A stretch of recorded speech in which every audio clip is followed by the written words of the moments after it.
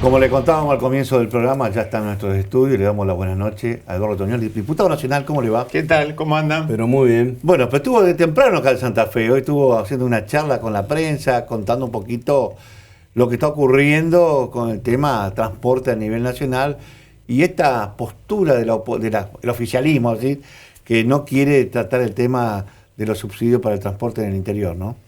Como muchos otros temas, ¿no? Que hoy son de un reclamo muy fuerte y persistente de una parte importante de la población. En este caso, incluso involucrando a los gobiernos locales, ¿no? Ustedes recuerdan que el 4 de junio se hicieron presentes en la Cámara de Diputados un grupo de intendentes de las ciudades más importantes del interior del país. Entre ellos, Pablo Habskin de Rosario y Poletti de Santa Fe. Estuvieron ahí presentes reclamando que se restituyan los subsidios al transporte del interior del país. Algo que fue eliminado por Milei a través de un DNU de principios de este año, el mismo DNU que eliminó el Fondo de Incentivo Docente. Al día siguiente se hace la reunión de la Comisión de Transporte, convocada por su presidenta, Pamela Verazay, de la Unión Cívica Radical, y nos llevamos el compromiso de que íbamos a tratar el tema durante las semanas subsiguientes. No se convoca más. ¿Qué decimos nosotros? Hubo un arreglo entre De Loredo, que es el presidente del bloque de la Unión Cívica Radical, y Martín Menem para frizar el tema, para que no se hable más en la Cámara de Diputados del tema, como se hizo con el Fondo de Incentivo Docente, como se hizo con los fondos para las universidades, traicionando esa enorme movilización de abril, donde la comunidad universitaria de todo el país salió a la calle para reclamar, ¿no? Nosotros entendemos que esto tiene que ser de una atención urgente, ¿no?, del Congreso de la Nación y también del Poder Ejecutivo, porque hoy los argentinos, todos los argentinos, vivamos donde vivamos, los santafesinos, pagamos cada vez que cargamos nafta, cada vez que tomamos un taxi, cada vez que compramos un producto de una góndola que tiene incorporado entre sus costos el flete, el impuesto a los combustibles líquidos que sostiene los subsidios al transporte. Ahora, todo eso, ¿a dónde va? Al AMBA. Siempre hubo desigualdades en el reparto, pero venía recursos al interior del país. Hoy, cero. Claro. Ahora, eso, a ver, esto es como decís vos, es un impuesto que lo pagamos todo, tendría que haber si diría una distribución como los impuestos de coparticipable. Tendría que ser lo mismo. Tendría que hacerse una ley que ese impuesto coparticipable, como si fuera un queso del IVA, lo mismo, para que también las provincias puedan pagar los transportes en cada localidad. Exacto, porque si no sabes lo que pasa, lo que está pasando ahora. Nosotros lo dijimos cuando fuimos a la justicia. Nosotros en febrero, cuando ya lo anunciaron, fuimos a la justicia con un amparo. Todavía se está tramitando. La justicia está bastante dormida, ¿no? En la Justicia Federal de Rosario. Con concejales, con diputados provinciales como Lucila de Ponti. Y lo preveíamos, dijimos. Lo primero que va a suceder es que los gobiernos municipales, en el caso del transporte urbano, y los gobiernos provinciales, en el caso del transporte interurbano, van a aumentar rápidamente las tarifas. Así estamos. Rosario, Santa Fe, 940 pesos el transporte. Ahora se va a 1.200. Bueno, quieren llevarlo a 1.200 en esta lógica donde los intendentes de Rosario, Santa Fe y Córdoba ponen la misma tarifa, ¿no?, del transporte urbano de pasajeros. Pero hoy estábamos con concejales de Santo Tomé, por ejemplo, Tata Alviso, estábamos con Silvia Piani de Recreo, 1.100 pesos de Santa Fe a Santo Tomé, que es acá, al lado, 2.000 pesos casi para ir a Recreo, a 20 kilómetros. Te voy a contar alguna anécdota que me pasó a mí personalmente, que me voy a Reconquista, voy siempre en auto, pero bueno, la ruta estaba muy mala, ya había roto el auto, y me voy en colectivo, tenía que ir, pagué lo que pagué. Después cuando volvía, dije, vamos con mi hermano, él tenía que ir a Rosario, yo venía acá a Santa Fe, digo, vamos a averiguar los precios. Bueno, fuimos, creo que salía 32 acá y 38 a Rosario, las líneas que son provinciales. Y el tipo dice, pero vos te vas hasta Rosario. Dice, ¿por qué no te vas acá al frente? Porque si te vas hasta La Plata, te sale más barato. ¿Cómo hasta La Plata más barato? Sí, hay un servicio que viene de Formosa, te sube acá, pero va a La Plata. Pero como tiene el sistema de subsidio nacional, en vez de pagar 38, te bajás a Rosario después, dice, o en Santa Fe, pagás 14. Es decir, tenés servicio que viene de Formosa para, digamos, de Reconquista a La Plata, me sale 14, y de acá, cualquier cantidad sería 38 lucas, mucho más caro, porque eran empresas provinciales que dan servicio dentro de la provincia. No tiene apoyo de subsidio, por lo tanto, el precio era ese. ¿Cómo puede ser que haya esa discriminación que sea más barato irte de Reconquista a La Plata que irte a Santa Fe. ¿Y sabe cómo termina esto? Porque la lógica es la siguiente. Aumento de boletos, retiro de unidades de la calle y de las rutas. Usted seguramente le habrá llegado el reclamo persistente de los usuarios de que cada vez hay menos frecuencia, porque es una forma que tienen las empresas de tratar de que le cierren los números. Es decir, sacás unidades. En Rosario ha habido denuncias de choferes de la UTA, por supuesto denuncias anónimas para no sufrir represalias, señalando que las empresas locales que hacen el recorrido de transporte urbano le dicen, en horario no pico, quédate con el motor en marcha ahí o estacionalo, así no gastan en combustible, material rodante, etc. Esas dos cosas sumadas, aumento de boleto, desgaste, menos frecuencia, etcétera, ¿terminan en qué? En que se bajan usuarios. Eso está medido. Nosotros con el Observatorio Social de Transporte que desarrollamos en Rosario y que dentro de poco va a empezar a trabajar también sacando números de la ciudad de Santa Fe, frecuencia, etcétera, para tener información oficial, porque hemos intentado buscar, hay que decirle a Poletti que la verdad que están escondidos esos números, El ente de la movilidad de Rosario tiene por ordenanza obligación de mostrar los números, aunque sea cuando aumentan el boleto. No es así en Santa Fe, o por lo menos nosotros no los hemos encontrado. Nos gustaría, no lo van a encontrar. Nos gustaría conocer un poco más, porque... Invitarlo con un sandwichito capaz. Pero dicho esto termina en caídas de usuarios. Y el problema ya deja de ser solamente el usuario, pasa a ser del sistema. Claro. Yo venía hoy aquí a Santa Fe en una nota con periodistas de Reconquista y pasaron al aire una entrevista a un empresario del transporte que hace transporte interurbano en el norte de la provincia de Santa Fe, decía que aguanta con estos números hasta diciembre. Hasta diciembre. Y está bien la discusión sobre si subsidiar a las empresas o subsidiar al usuario. Yo soy un gran defensor de la SUBE. Primero creo que la SUBE tiene que estar en todo el país, porque no está en todo el país y eso es parte del problema. Pero después, este gobierno que argumentó, apenas sacó los subsidios, que ellos querían subsidiar al usuario, no agarró esa masa de dinero y se lo pasó a los usuarios. Agarró esa masa de dinero y se lo dio a Toto Caputo. Que ese es el problema de la Argentina hoy. Esa aspiradora que tiene Toto Caputo se lleva los recursos de toda la gestión estatal para, entre otras cosas, pagar deuda más arriba, más allá de lo que le exige el Fondo Monetario Internacional, que cuando mandó hace poco una misión acá le dijo, che, paren con el ajuste porque se le está yendo la mano y esto no es sostenible socialmente. Se lo dijo el Fondo Monetario Internacional, no se lo dijo Eduardo Tognoli. Siempre que tiene un discurso al revés. Apriete. Exactamente, el Fondo Monetario viene a apretar, ajustar, etcétera. Le dijo, che, paren la mano porque esto no se sostiene. El Fondo Monetario se plantó más con el gobierno nacional que la oposición. Que Poletti, ya que estamos acá, que Habkin o que el mismo Puyaro. Poletti y Habkin, aunque sea, fueron a la Cámara de Diputados. Yo le dije cuando estuvieron ahí, lo dije públicamente, se lo dije públicamente. Hay que ir a la Casa Rosada, no alcanza como venir al Congreso. Porque Milei dijo además que si le tocan la caja como si fueran recursos de él va a vetar lo que salga del Congreso. Pero Habkin, Habkin y Poletti, pero Puyaro ni siquiera levantó la voz, no dijo nada. Puyaro hoy está mileizado, ¿no? Entonces, vamos, son los recursos que le hacen la vida más fácil a los santafesinos. No, pero es una cuestión de federalismo. Es plata nuestra. Exacto. ¿Por qué tengo que seguir bancando? Porque las empresas de Buenos Aires siguen cobrando los subsidios. Pero olvídate. Fortunas llevan cobrando ellos. Por eso la discusión no es, en este caso, como quizás en otra política pública, nos jodieron a todos. Entonces vos podés estar de acuerdo o no, pero sabés que es un criterio que tomaron que es para todo el país. Mirá si hay política de esa, ¿no? En la obra pública la liquidaron en todo el país, etc. Ahora, en este caso, hay una doble vara.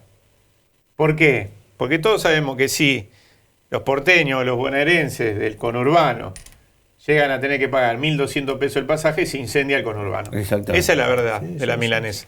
Entonces hay que empezar a pensar por qué nosotros no prendemos un poco el fuego, en el sentido, le hace como algo figurado esto que te estoy diciendo. Sí, porque usted va a decir que quema el gobierno. Sí, soy terrorista, etcétera. Prendamos un poco el fuego del federalismo, ¿no? Nosotros tuvimos un Estanislao López que junto a Pancho Ramírez fueron y ataron el caballo en la pirámide de Maya. Yo lo dije en ese momento y lo repito. Más que ir al Congreso, hay que ir todos los intendentes, el gobernador, y nosotros vamos a estar ahí a la puerta de la Casa Rosada, golpear la puerta, y si no nos dan bolilla, poner una carpa poner una carpa en la Plaza de Mayo, esto es insostenible, es histórico el nivel de vaciamiento al interior del país. Lo que ellos llaman transferencias discrecionales, que son los fondos de transferencia no automática, no de la coparticipación, sino el resto, pero que están fundados en leyes, la mayoría de ellos, son fondos de todos los argentinos que se repartían entre las provincias para hacerle la vida más fácil al resto de los argentinos que no viven pero en el conurbano. Hablamos del Fondo de Incentivo Docente, hablamos de la política de transporte, hablamos de obra pública. Este gobierno interrumpió 189 obras que financiaba en la provincia de Santa Fe con fondos nacionales el gobierno anterior. 189.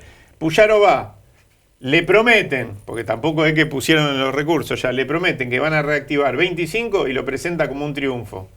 ¿No sería más fácil para Puyaro juntarse con toda la oposición en la provincia de Santa Fe, con todos los legisladores de las distintas fuerzas políticas, que pueden ser de distintos partidos políticos, incluso el oficialismo, pero que viven acá? Bueno, algunos no viven acá de los diputados de Santa Fe. Algunos viven, pero los que viven acá, hablo de La Espina para que se tenga claro, pero... para que nos juntemos todos y reclamemos lo que es nuestro. Sí, sí. Eso yo creo que es cierto, y aparte, una vez por todas, a ver si podemos levantar la bandera del federalismo en serio. Porque ahora es todo discurso, todo marketing, todos llegan al gobierno porque vamos a ser más federalistas. Nadie conoce el interior, nadie se preocupa, es hasta la General Paz y ahí se murió. Y el caso de Milei es el más extremo, viajó más veces al exterior que a localidades del interior del país. Olvídate. Y digo esto con cierto grado de autoridad porque a mí me tocó ser concejal de Rosario y me tocó ser diputado provincial y siempre sostuve la misma posición con respecto a los subsidios del transporte nacionales, que había desigualdades, que había que equilibrar. Están las firmas en proyectos concretos que hemos presentado entre distintos legisladores, en mi caso acompañado de un proyecto de un diputado de nuestro bloque de Corrientes, Romero, muy fundado, que plantea un sistema de reparto equitativo de los subsidios entre el AMBA y el interior del país, con fórmulas, etcétera.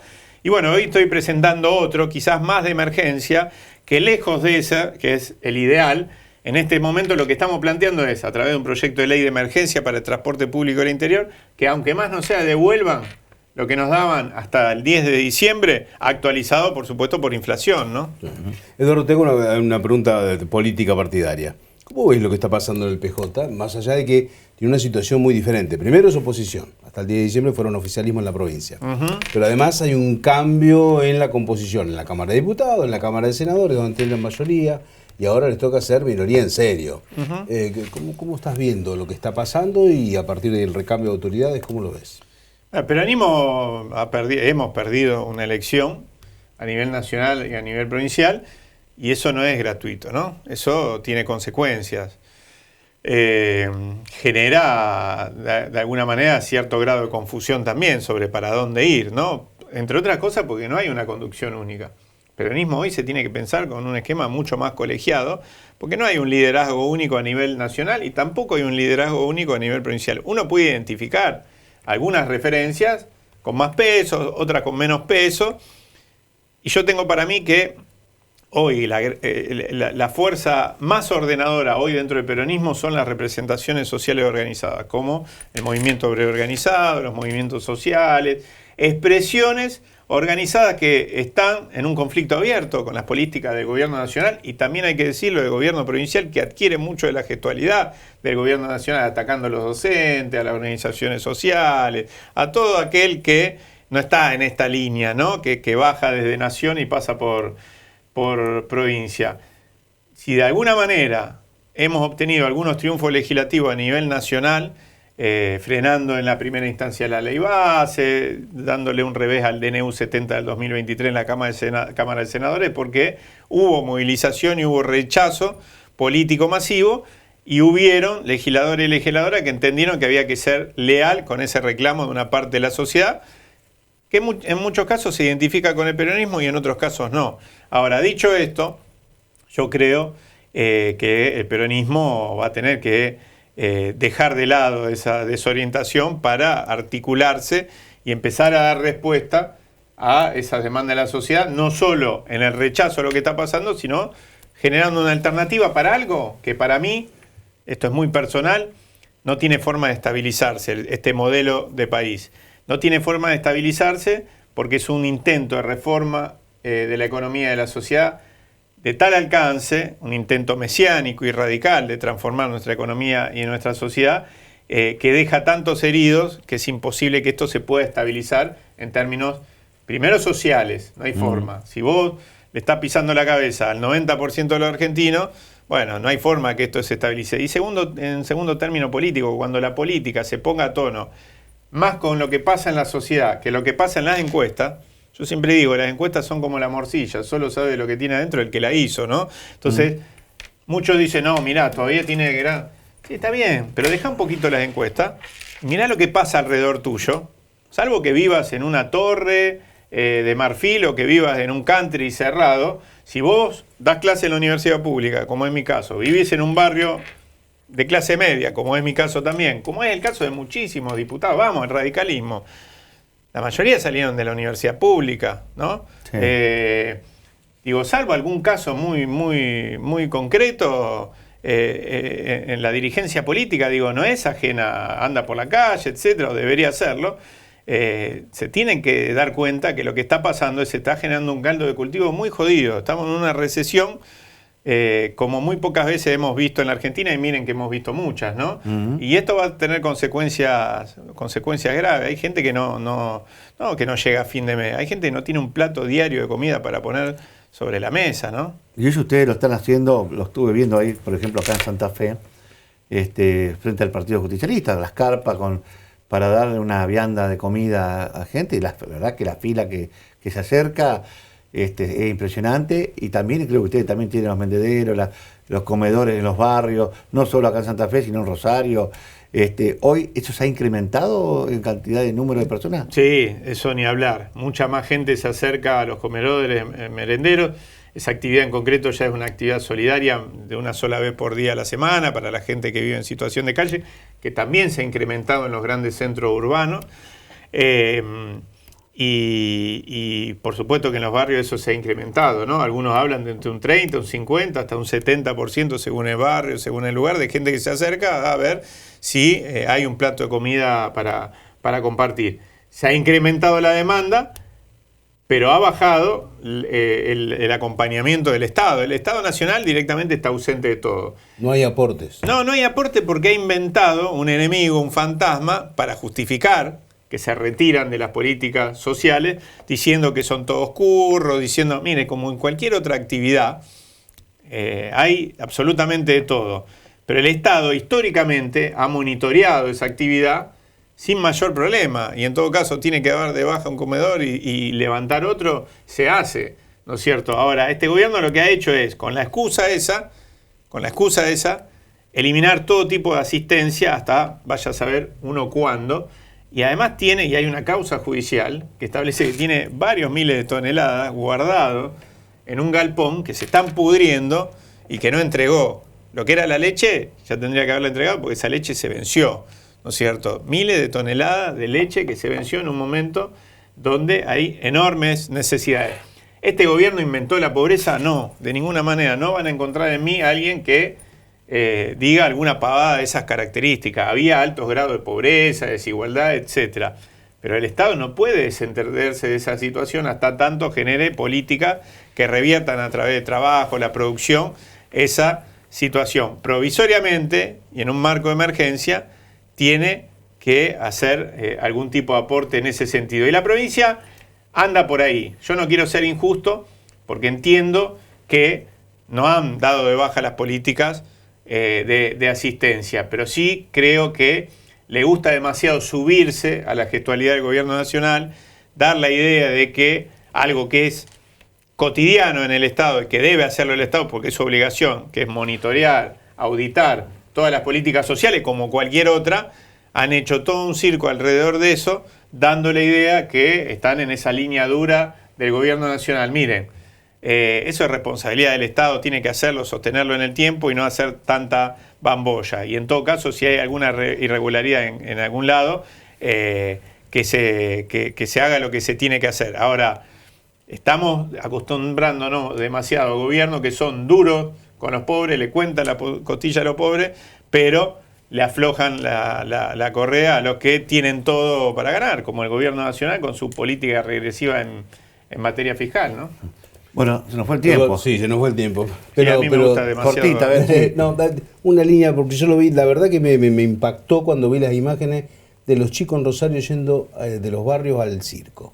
Bueno, cortito, porque estamos... Sí. Es una experiencia hermosa, un acuerdo entre los movimientos sociales a través de la Unión de Trabajadores de la Economía Popular con las cámaras de circo de todo el país. Hay 48 circos en todo el país que están girando, circos históricos, algunos más grandes, otros más chicos. En Rosario ha sido con el Circo Servián. Hay un circo en la ciudad de Santa Fe. Y dentro de unos días tengo entendido que van a hacer exactamente lo mismo. Llevar chicos de los barrios que nunca en su vida fueron a un espectáculo de esas características para que tengan una alegría, ¿no? Muchas gracias. No, gracias a ustedes. Pausa, ya venimos con Susana Rueda.